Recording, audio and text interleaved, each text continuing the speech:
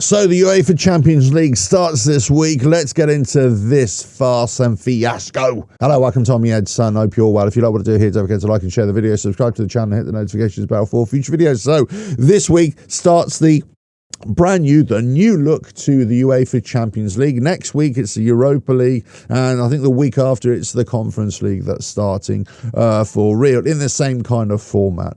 But this new league, if it ain't broke, why fix it? But did it need fixing in the first place? Let's face it, the whole Champions League is a whole misnomer anyway, because it's not the Champions League. It's not the champions of each individual league that go and fight it out in a knockout competition, just like the European Cup used to be. Oh no, it has to be 4 or 5 champions from each individual league, and then you put them in a pot and then you scramble it all up and it's all about seeding.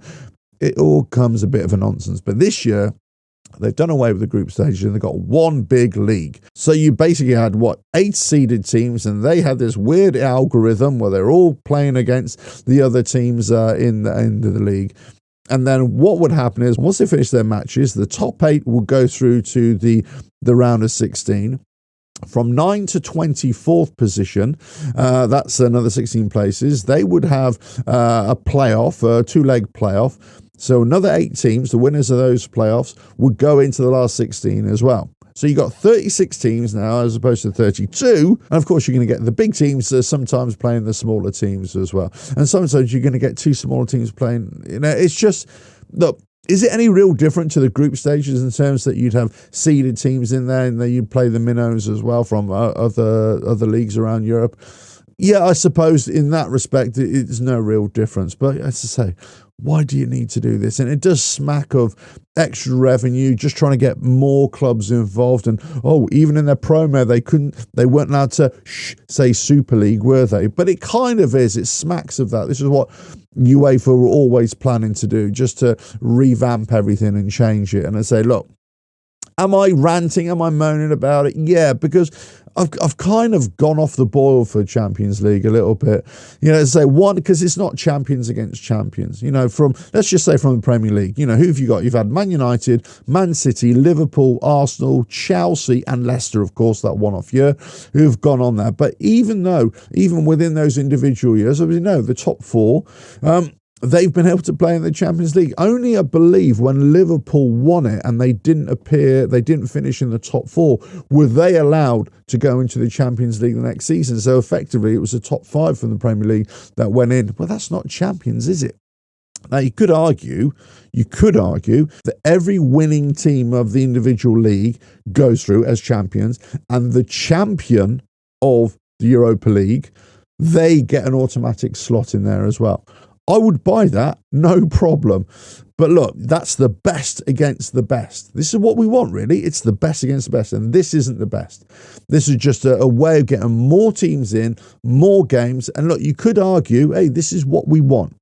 I get it. A lot of people are going to say this is what we want. And look, this week, on Tuesday, Wednesday, and Thursday, we're going to have all the first league fixtures in this new Champions League setup. I mean, there are some decent games. Let's have a look on Tuesday. You've got Juventus at home to PSV. Aston Villa away to Young Boys. I would say Aston Villa are going to win that one. Bayern Munich, a bit of a slippery one against Dynamo Zagreb. Real Madrid at home to Stuttgart. And Sporting at home to Lille. But the match of the night is definitely Milan at home to Liverpool. That's the one that everybody's going to want to watch, right? Unless you're a fan of the other teams, of course.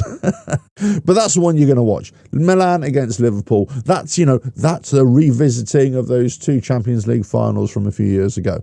That's the one we all want to watch, right? But Milan haven't been playing so great. Liverpool have been playing pretty decent so far. Okay, obviously they lost at the weekend. But should be a decent game. Wednesday, the fixtures don't really pop out and say, I desperately want to watch that. You got Bologna at home to Shakhtar Donetsk, Sparta Prague at home to Salzburg, Celtic at home to Slovan Bratislava, Club Brugge at home to Borussia Dortmund. Yeah, that might be a decent game to watch. PSG at home to Girona. But the game of the night, again, is Manchester City at home to Inter Milan or Internazionale. That's the game to watch. So all the other teams, unless you are one of the fans of those teams, you're going to be watching Man City against Inter, aren't you?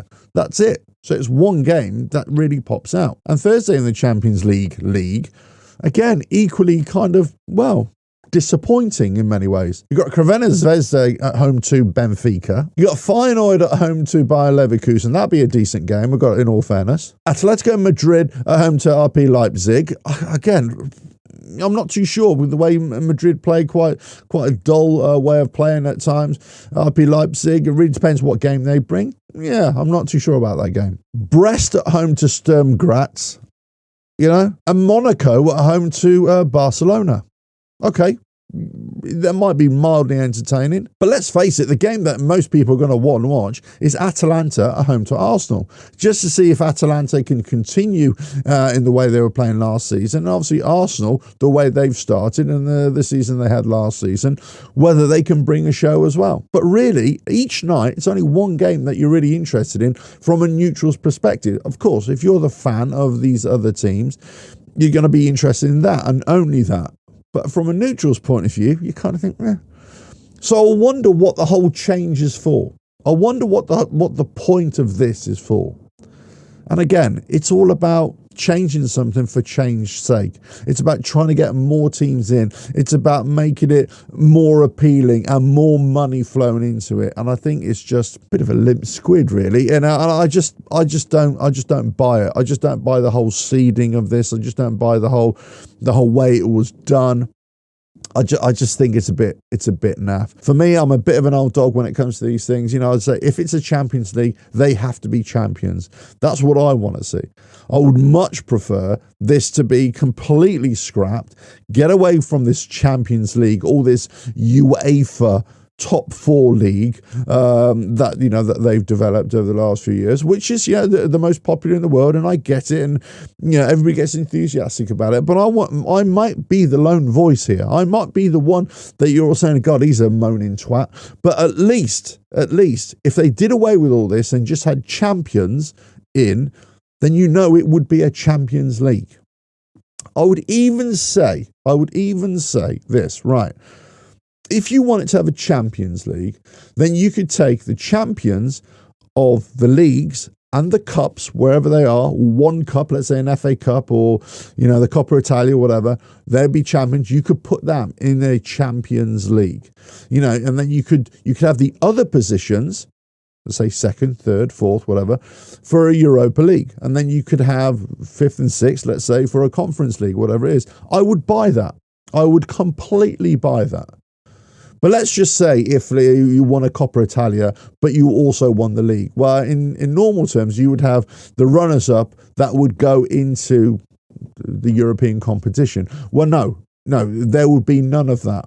The Europa League, let's say the runners-up, you could say would have to go into the Conference League. They can't go into Europa League, and they certainly can't go into the Champions League. The Champions League has to be for champions. Let us know your thoughts in the comments below. But did it need to change? I don't think it needed to change. The way it was working fine. This is just a way of getting more teams involved, more money into the game, extracting more money, more television deals, and I say, didn't think it needed it. But let us know your thoughts in the comments below. Are you looking forward to the Champions League, the league of top fours?